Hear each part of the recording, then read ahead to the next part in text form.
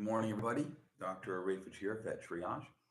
It is August 11th, Sunday, 9:33 a.m. Pacific time, and let's talk about vet school admissions. Admittedly, I may be a bit out of the loop with this because it's been a very long time since I applied to vet school. However, I imagine a lot of this stuff is pretty relevant still, and I can always do an updated live stream in the future as well. But let's go over kind of the basic premise behind what makes you a strong candidate for a veterinary school. And this is in no particular order. It's just kind of the general process. Now, with the application, from what I remember, they do um, assign a certain number of percentage or points to every one of these things we're going to go over. So the vet schools do prioritize like what's most important to least important. But I don't remember those stats. But in general, because vet school is so competitive and there aren't that many schools, you're still going to want to try and get everything on the list as perfect as you can. So we'll go over it. So first off, it's where you went to undergrad. Your undergraduate career does matter. You want to go to as prestigious of a school as you can go. They used to, I believe, rate undergraduates from I think 1 to 4. 4 was like the Harvard, the Yales, Princeton. 1 and 2s are like community colleges, things like that. And so you want to aim for a 3 or a 4 if that scale is still being used. And and so you want to go to as nice of an undergrad as you can go, which means you need to do very well in high school in order to get there and fulfill those requirements. We won't go into how to go to undergrad, but a lot of it is going to be the same as vet school. So you want to go to a good undergrad, good reputation. Then once you get to undergrad, of course, you want to hit as high of a GPA as possible, obviously. You'd like to aim for at least like 3.5 and above, and honestly, probably 3.7, 3.8. So you don't need a 4.0, but you need pretty close. So I would say anything in the 3.5 and above makes you a pretty good candidate for a veterinary school. These guidelines, by the way, these numbers, these breakoffs are in a book called VMKIS, I think, Veterinary Medical. Well, I can't remember what the acronym stands for, but VMCAS, and it used to have all the vet schools in there and what their average stats were. It was very good, and I'm pretty sure they still make it. So anyway, it'll tell you what the average GPA is.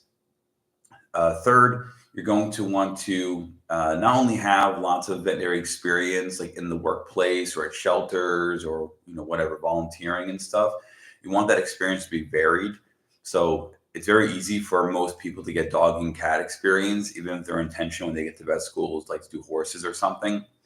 But you want a wide breadth. So you want to see if you can get some poultry experience? Can you get some pig experience, large animal, small animal, exotics, research experience, shelter? You want to get a variety of experiences, and of course as many hours as you can. But most people, they aren't going to start this process till maybe high school, if that early. And so you only got a few like summers and winter breaks and whatever and weekends to do this while you're doing everything else, working a regular job and going to high school and living life, all that stuff. So, but yeah, you want to have a variety of experience, not just a ton of experience in one place or one animal type. Third, your vet school essay. So the vet school, I've corrected lots of essays, and the most common issue that I see with the essays is that they're poorly written.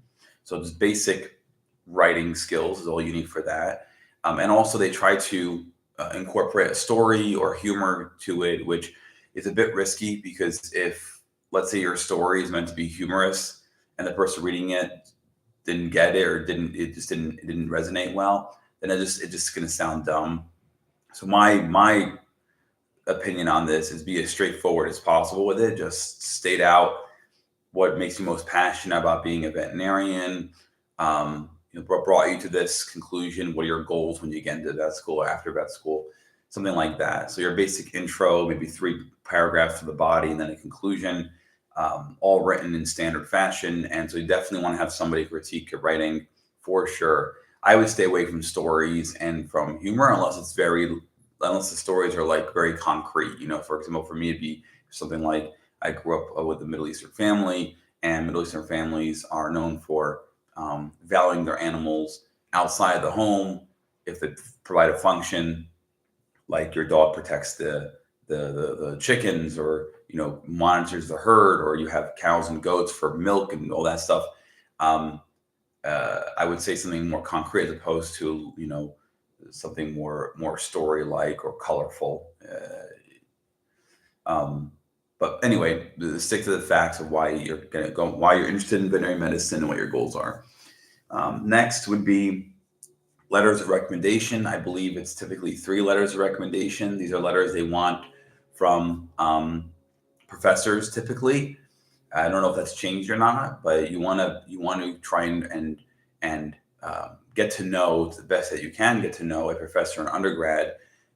Obviously, when you first start out in undergrad, you're probably in classes that are 200 to 400 students. You know, beginner biology and chemistry and things like that, because everybody wants to be pre-med, and so they're huge classes. It's hard to stand out and get the professor's attention.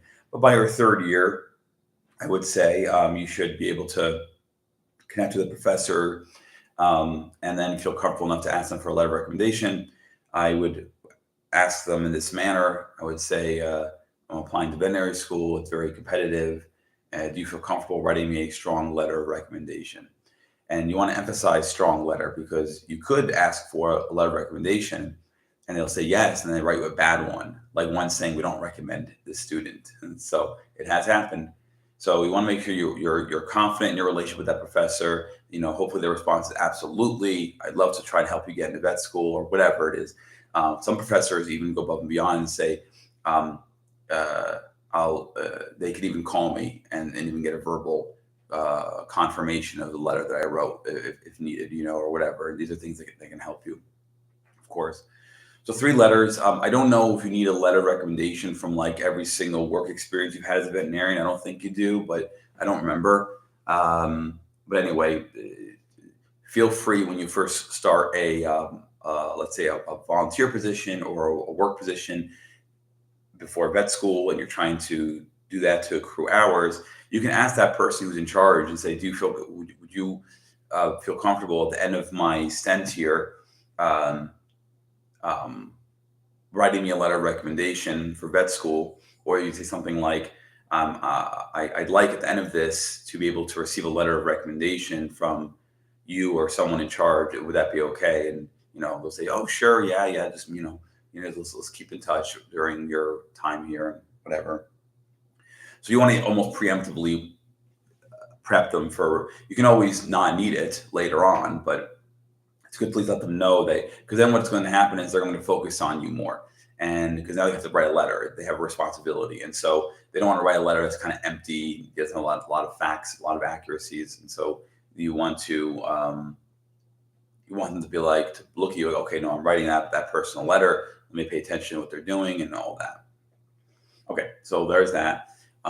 Next, you need to have a high GRE score. I think GRE is Graduate Record Exam. I know the exam has changed substantially since I took it, so I don't need recommendations for that. I took the Kaplan course to help get me the highest grade I possibly could on it. I took it 3 times, unfortunately. If you do take it more than one time, the grades are they all count, and the highest score you get is what gets passed on. So if your first time taking the GRE, you scored high on one section, low on the other. Second time you take it, the low score is now high again. They're going to take the 2 high scores from both exams and use that for your application. So don't think if you have to take it more than once, it's going to hurt you. They don't care about that. They just want the highest score possible. Again, it may have changed, but that's how it used to be. So the GRE is like a glorified SAT. Again, at least it used to be. And there are plenty of courses out there. Like I said, I took the Kaplan course. So you want to get as high of a score as you can, and that VMKIS book can help you find out what the average score is. When I took it, I think like 1,300 and above, and I think the perfect score was 1,600. But again, it may have changed since then. Finally, research experience. So this is probably the most difficult thing to get, as an undergraduate, because you're busy with everything else, trying to get good grades, trying to get a job, and live a normal life as an undergraduate student. And so, if you're able to find yourself into a laboratory with like an undergraduate professor and do some research for them. Again, with the intent they're going to, you know, write you a letter of recommendation ideally, but at least at minimum, at least you can put it on your application as a research experience. That's huge because vet schools, most research comes from vet schools.